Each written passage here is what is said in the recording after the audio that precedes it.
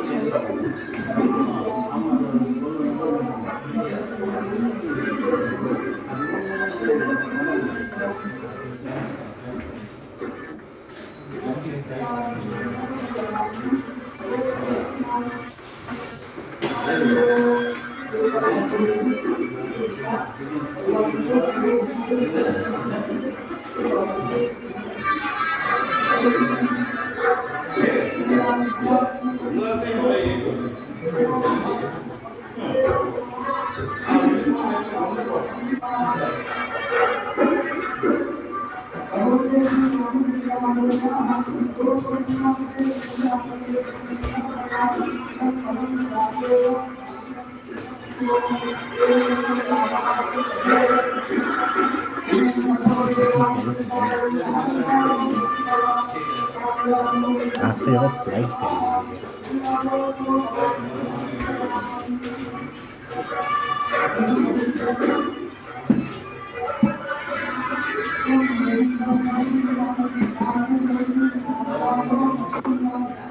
वाजपेयी जी की भविष्यवाणी सुनते थे। वाजपेयी जी ने 2 भविष्यवाणी की थी। अगर नहीं इस तरह की बात नहीं कर रहे हैं, एक आर्टिकल 370 दूसरी मंदिर नहीं बना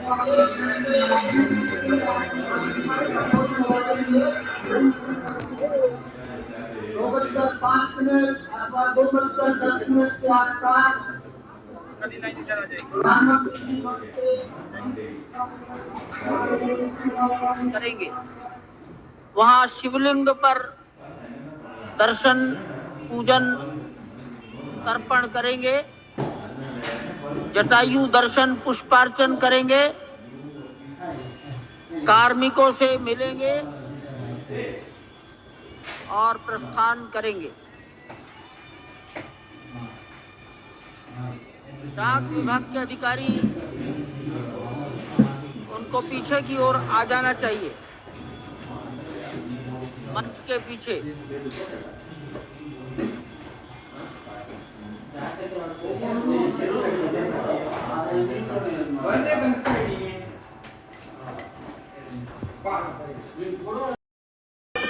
only open the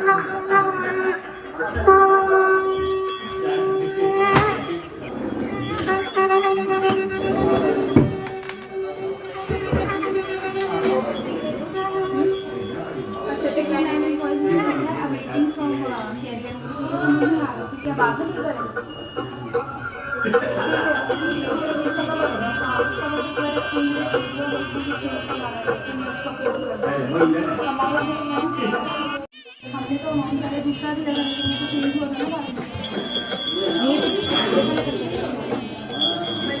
सेकंड वही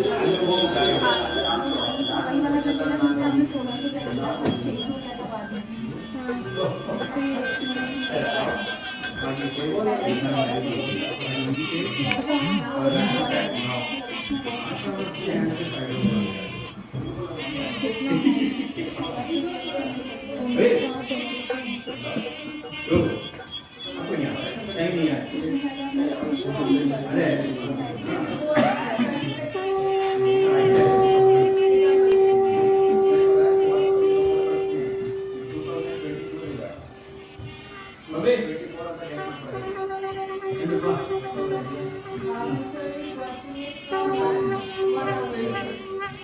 TV야? 예, 뭐래? 산지 되나 봐.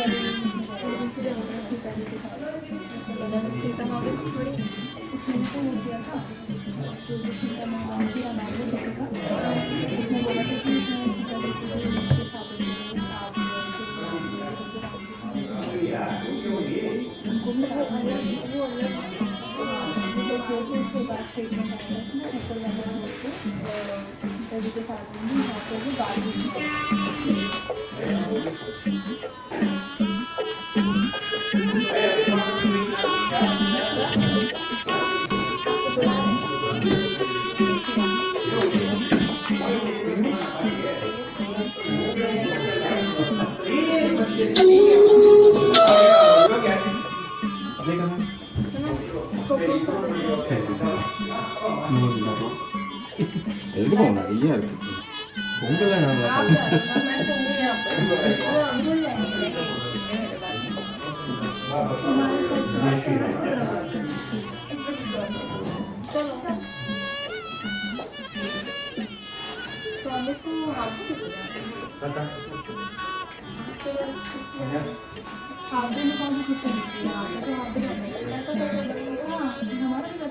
क्यों कॉन्टेक्ट लो ये कॉन्सेप्ट है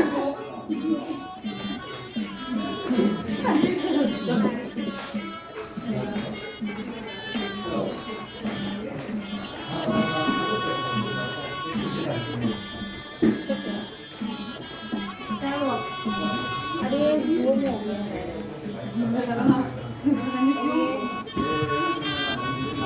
नहीं हो रहा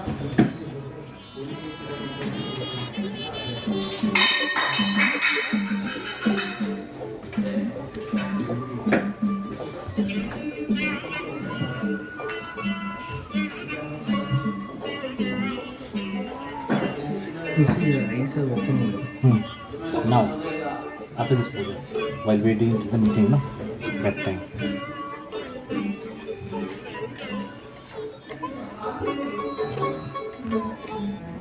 माता रामो मत्पिता रामचंद्रः स्वामी रामो मत्सखा रामचंद्रः सर्वस्वं मे रामचंद्रो दयालुर्नान्यं जाने नैव जाने न जाने लोकाभिरामं रणरङ्गधीरम् राजीवनेत्रं रघुवंशनाथं कारुण्यरूपं करुणाकरं तं श्रीरामचन्द्रं शरणं प्रपद्ये। भगवान श्री राम की प्राण प्रतिष्ठा हो चुकी है। दर्शन कीजिए भगवान श्री राम का, जो कि राघव स्वरूप में इस वक्त आपके समक्ष सभी को दर्शन दे रहे हैं। रघुपति राघव राजा राम, पतित पावन सीताराम। राघव रूप में माँ कौशल्या के राघव, वही नाम जो माँ कौशल्या ने उन्हें दिया, उसी राघव को आप इस वक्त 5 वर्ष के बाल रूप में इस वक्त देख रहे हैं। अद्भुत छवि। निश्चित तौर से और इन्हीं को वर्णित किया गया है कि नवकंज लोचन कंज मुख कर कंज पद कंजारूढ़म कंदर्प अगणित अमित छवि नवनील नीरद सुंदरम पटपीट मानहु तड़ित रुचि सुचि नवमी जनक सुतावरम।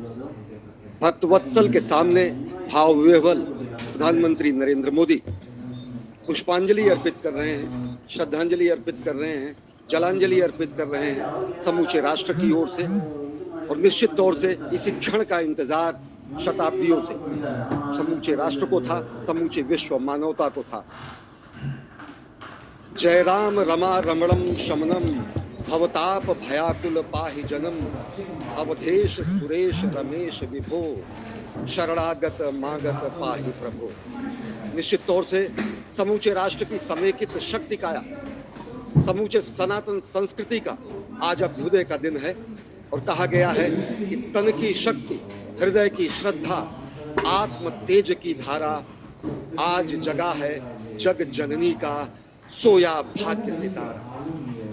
कोटि पुष्प चढ़ रहे देव को शुभ चरणों पर, कोटि चरण पढ़ रहे ध्येय की और निरंतर।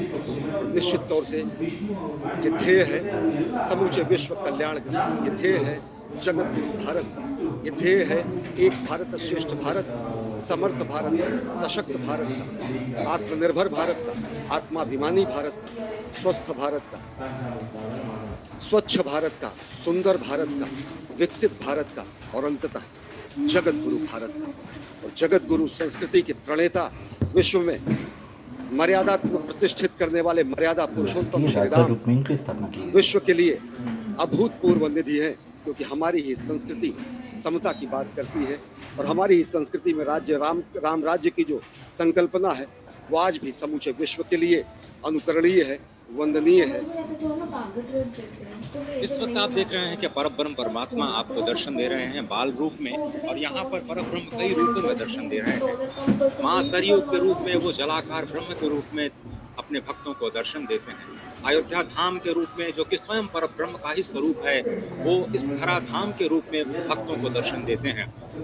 इसके बाद आप नित्यावतार जो संत स्वरूप माने जाते हैं, उन स्वरूप में भी भगवान लगातार अपने दर्शनों के लिए भक्तों को कृतार्थ करते रहते हैं। और अब आप देखिए प्राण प्रतिष्ठित भगवान श्री राम इस वक्त 51 इंच की ये जो कृष्ण वर्ण की मूर्ति आपके समक्ष इस वक्त जो प्रतिष्ठित हो चुकी है, भगवान श्री राम जो इस वक्त मन मोह लेते हैं। और जिस तरह से लगातार पूरे प्रांगण में अयोध्या धाम में जो कि वैकुंठ का हृदय कहा जाता है, इस वक्त सिर्फ एक ही गुज है, रघुपति राघव राजा राम पतित पावन सीता। सुंदर विग्रह मेघ श्याम गंगा तुलसी शालिग्राम। इस वक्त गर्भगृह में माँ गंगा विराजमान है, तुलसी विराजमान है, शालिग्राम भगवान स्वयं जो दामोदर कुंड से आए हैं वो विराजमान है। और ये सुंदर मेघ श्याम वही भगवान श्री राम जब रघुवंश के पति होते हैं वो रघुपति होते हैं। जब भगवान श्री राम का राज्याभिषेक होता है तो वो राजा राम होते हैं। जब वो अहिल्या माँ का उद्धार करते हैं तो वो होते हैं पतित पावन। और जब मिथिला जनकपुर धाम में जाकर मैया सीता के साथ विवाह संस्कार करते हैं तो हो जाते हैं सीताराम। लेकिन भगवान आज न रघुपति हैं, न राजा राम हैं, न पतित पावन है, न सीताराम है, वो सिर्फ और सिर्फ कौशल्या के राघव हैं। आज पौष के शुक्ल द्वादशी के पावन रूप पर जब भगवान श्री राम पधारे हैं, प्राण प्रतिष्ठित हुए हैं, तो माँ कौशल्या कल तक सिर्फ झंडों से बड़ा था, जिनके वंश में भगवान श्री राम ने जन्म लिया, इस वक्त जो प्रत्यक्ष दर्शन दे रहे हैं भगवान श्री सूर्य भास्कर की किरणें नवमी के दिन भगवान के मस्तक को चूमेंगी, ऐसी प्रतिष्ठा की गई है इस मंदिर की। आप समझिए कि इस वक्त भगवान शिव नृत्य कर रहे होंगे। मैं इस वक्त जो मन में मेरे भाव आ रहा है कि इस वक्त त्रिलोकी इस वक्त विह्वल नजर आ रही होगी, भावनाओं में नजर आ रही होगी। स्वर्ग लोक में इंद्र इस वक्त मृदंग का वादन कर रहे होंगे, देवता इस वक्त नृत्य कर रहे होंगे। हनुमंत लाल इस वक्त नाच के श्री राम जय राम जय जय राम। दर्शन भी हम लोग के बोले बाद मांगते होंगे।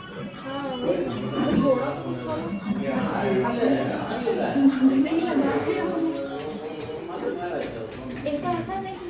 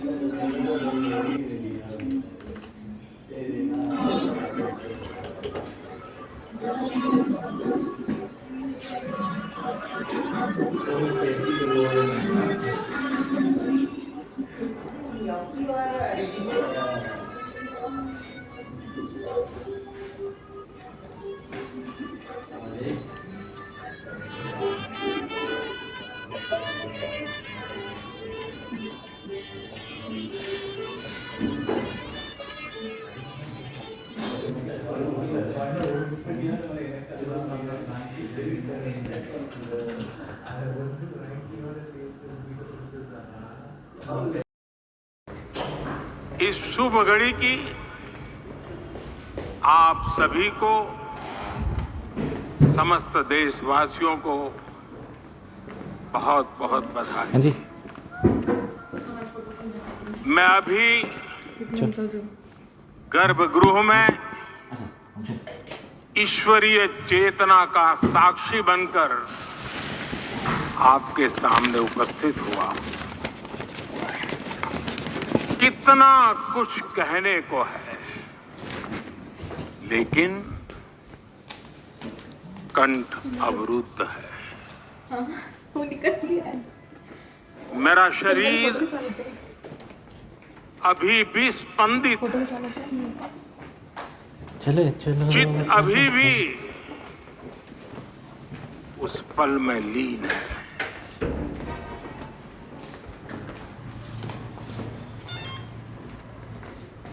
सक्सेस। हमारे रामलला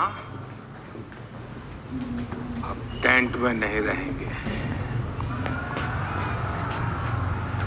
ले जा क्या करूँगी जाके हमारे रामलला चलो अब इस दिव्य मंदिर में रहेंगे। फोटो मिलो कौन? मेरा पक्का विश्वास, ये क्षण समर्पण की वजह से आज हम ये शुभ दिन देख रहे हैं। राम के इस काम में कितने ही लोगों ने त्याग और तपस्या की पराकाष्ठा करके दिखाई है। उन अनगिनत राम भक्तों के, उन अनगिनत कार सेवकों के और उन अनगिनत संत महात्माओं के हम सब ऋणी हैं।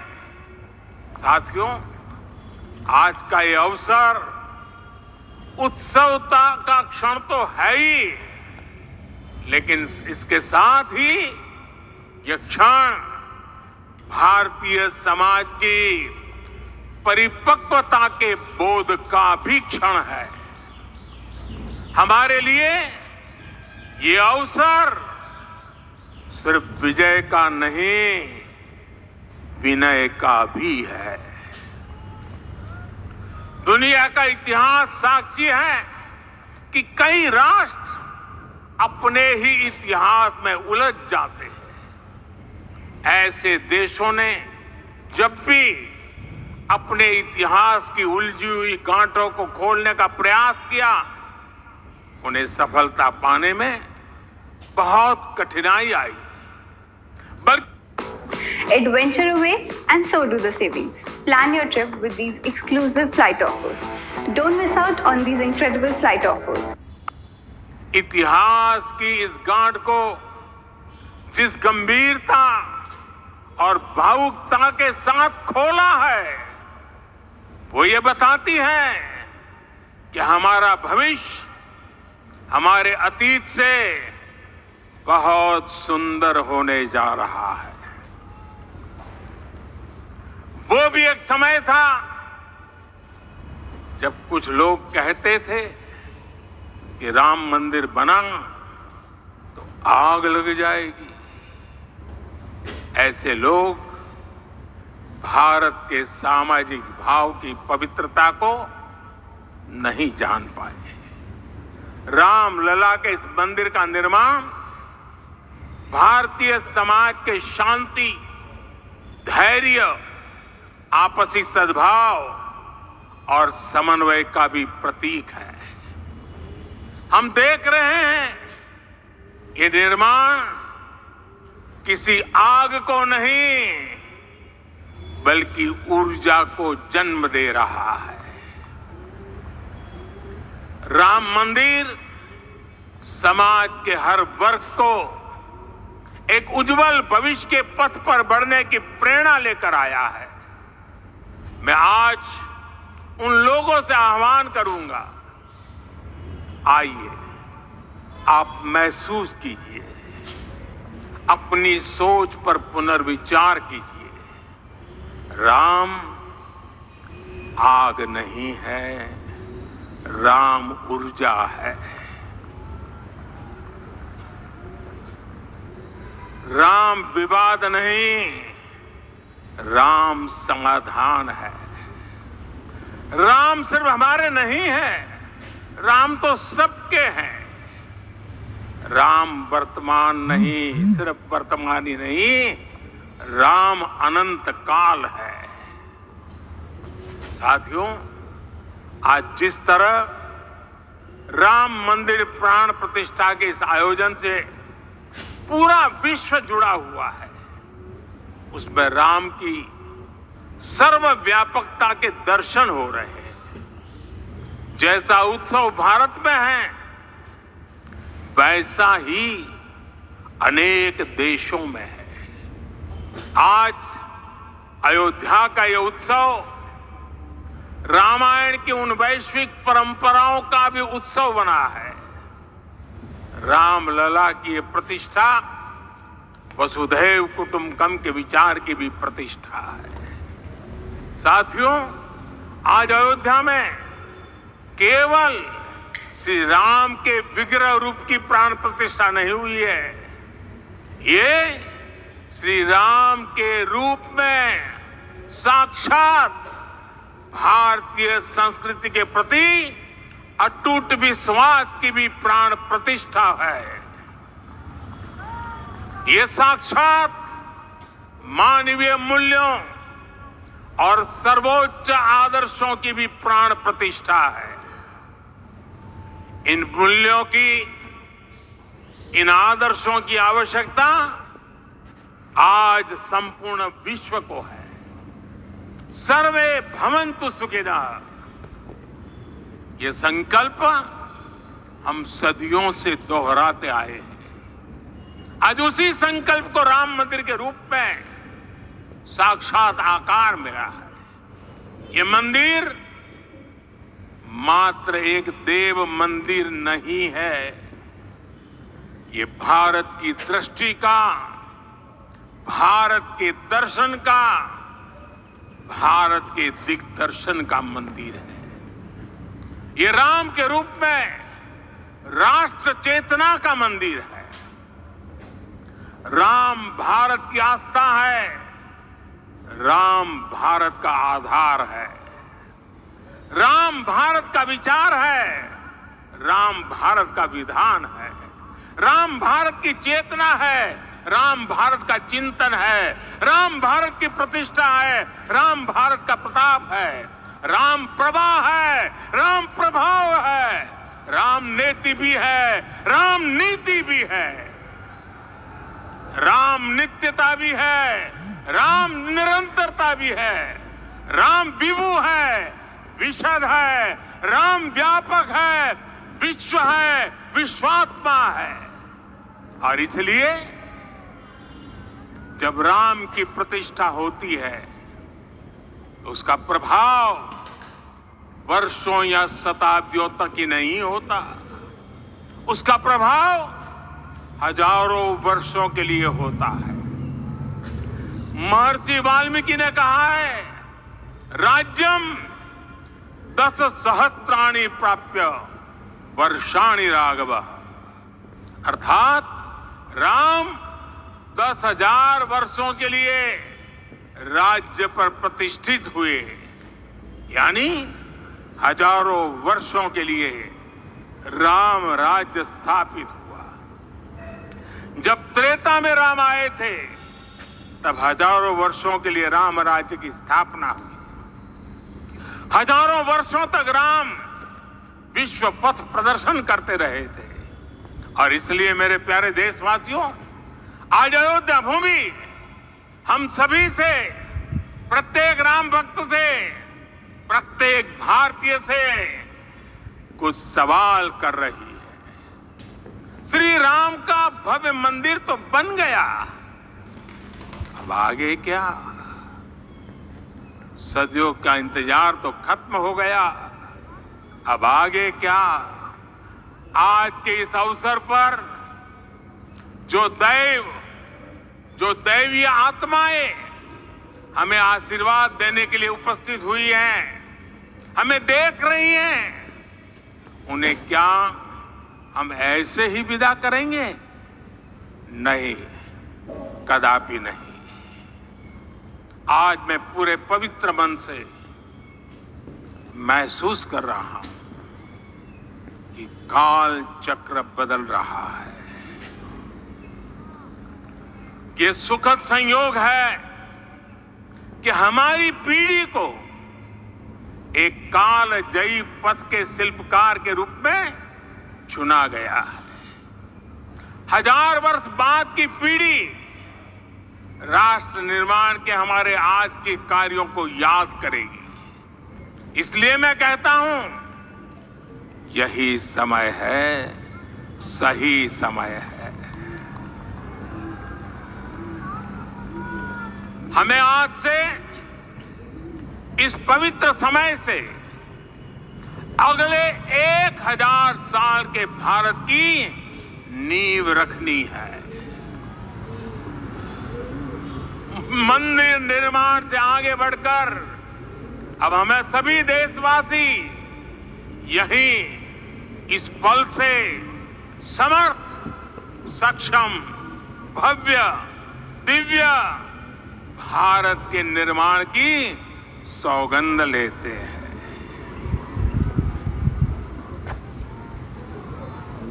राम के विचार मानस के साथ ही जनमानस में भी हो, यही राष्ट्र निर्माण की सीढ़ी है। साथियों, आज के युग की मांग है कि हमें अपने अंतःकरण को विस्तार देना होगा।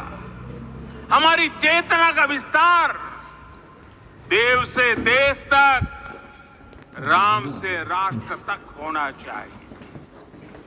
हनुमान जी की भक्ति, हनुमान जी की सेवा, हनुमान जी का समर्पण, ये ऐसे गुण हैं जिन्हें हमें बाहर नहीं खोजना पड़ता। प्रत्येक भारतीय में भक्ति, सेवा और समर्पण के भाव समर्थ, सक्षम, भव्य, दिव्य भारत का आधार बनेंगे। और यही तो है देव से देश और राम से राष्ट्र की चेतना का विस्तार। दूर सुदूर जंगल में, कुटिया में जीवन गुजारने वाली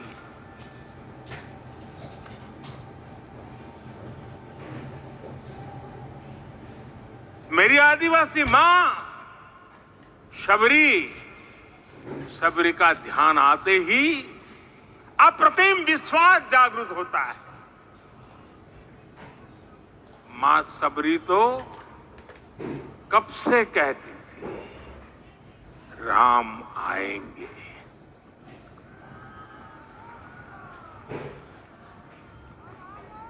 प्रत्येक भारतीय में जन्मा यही विश्वास समर्थ, सक्षम, भव्य भारत का आधार बनेगा।